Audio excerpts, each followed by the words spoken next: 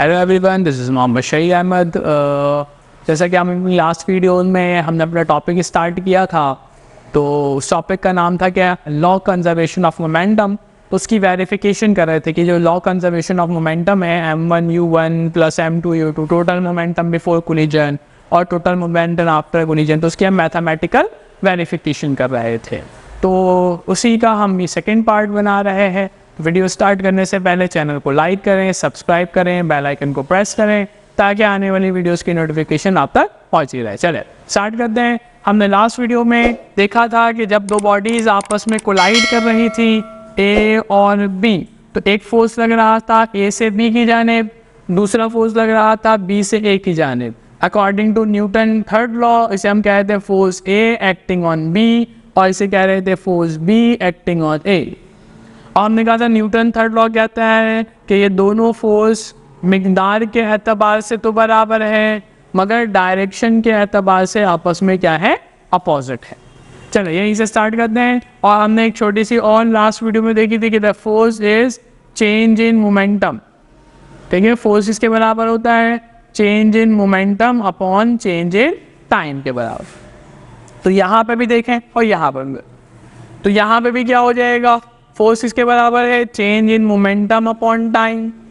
यहाँ पे भी फोर्स इसके बराबर हो जाएगा change in momentum upon time. Important चीज यहाँ पर एक चीज समझे कि फोर्स ए लगा रहा है किसके ऊपर, बी के ऊपर। बॉडी ए फोर्स लगा रहा है बी के ऊपर, तो मोमेंटम चेंज किसका होगा, बी का होगा। और यहाँ बी फोर्स लगा रहा है किसके ऊपर, ए के ऊपर, तो मोमेंटम चेंज किसका होगा, ए का चेंज हो जाएगा। और डायरेक्शन में ये क्या है, अपोजिट। तो ये बड़ा इंपॉर्टेंट है, किसके ऊपर फोर्स लग रहा है, फोर्स लग रहा है बॉडी बी के ऊपर तो बी का मोमेंटम चेंज, फोर्स लग रहा है बॉडी ए के ऊपर तो ए का मोमेंटम चेंज। ठीक है भाई, तो देखें ये डेल्टा टी से डेल्टा टी कैंसिल, डिवाइड से जाकर मल्टीप्लाई हो जाता है। तो change in momentum of body B is equals to minus change in momentum of body A. अच्छा, चेंज कैसे निकालते हैं भाई, चेंज निकालने का सिंपल तरीका कार क्या है, फाइनल माइनस इनिशियल। मगर इस केस में हम कैसे निकालेंगे चेंज, वो मोमेंटम बिफोर कोलिजन को माइनस आफ्टर कोलिजन को माइनस करेंगे बिफोर कोलिजन से। देखें इस बॉडी का मास क्या था, m1 m2 याद है ना, ये बिफोर कोलिजन है और ये आफ्टर कोलिजन है।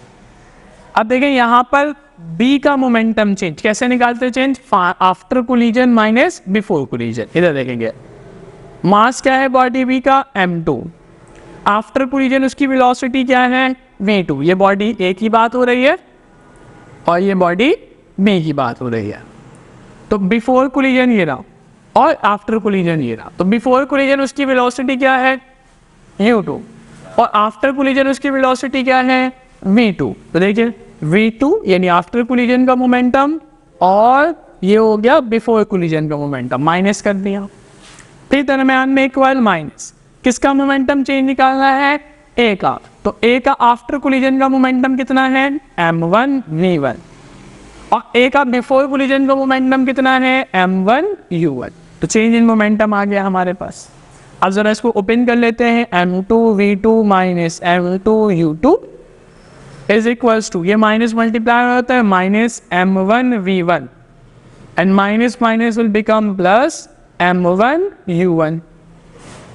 ऐसा ही है ना भाई। अब एक काम करते हैं, इस वाले को इस वाले को इधर भेज देते तो क्या हो जाएगा प्लस, और इस वाले को अगर इधर भेज देते तो क्या हो जाएगा माइनस। तो देखें ये इधर आ गया प्लस m1 v1 प्लस का हो गया और पहले से क्या मौजूद है m2 v2 जो कि प्लस का है, सही है, इक्वल टू यहाँ क्या मौजूद है m1 u1 प्लस का, ये माइनस इधर आगे क्या हो जाएगा प्लस m2 u2, दोनों बराबर है। देखिए ये क्या बन गया, टोटल मोमेंटम बिफोर कोलिजन और ये क्या बन गया टोटल मोमेंटम आफ्टर कोलिजन। यही तो था लॉ कंजर्वेशन ऑफ मोमेंटम कि कोलिजन से पहले का मोमेंटम कोलिजन के बाद का मोमेंटम हमेशा क्या आएगा, बराबर। तो यही बराबर तो आ रहा है कि कोलिजन से पहले का मोमेंटम बराबर है किसके, कोलिजन के बाद के मोमेंटम। समझने वाली बात क्या है कि किसके ऊपर फोर्स लग रहा है, बी के ऊपर, तो बी का मोमेंटम चेंज। किसके ऊपर फोर्स लग रहा है, ए के ऊपर, तो ए का मोमेंटम चेंज। चेंज कैसे निकालते हैं, आफ्टर कोलिजन मोमेंटम को बिफोर कोलिजन मोमेंटम से माइनस कर दे। तो देखें ये आफ्टर कोलिजन मोमेंटम था और ए का, और ये बिफोर कोलिजन मोमेंटम था, तो आफ्टर में से बिफोर माइनस कर दिया, आफ्टर में से बिफोर माइनस। ये बी का आफ्टर कोलिजन का मोमेंटम था और ये बी का इनिशियल बिफोर कोलिजन का मोमेंटम था, तो आफ्टर से बिफोर माइनस कर दिया।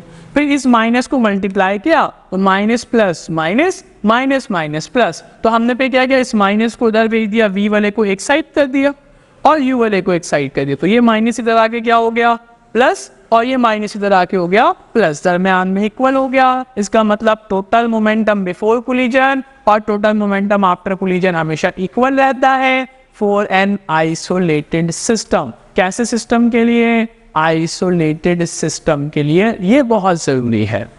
तो उम्मीद है आपको ये डेरिवेशन समझ आई होगी। तो चैनल को लाइक करें, सब्सक्राइब करें, बेल आइकन को प्रेस करें ताकि आने वाली वीडियो की नोटिफिकेशन आप तक पहुंचती रहे। शुक्रिया।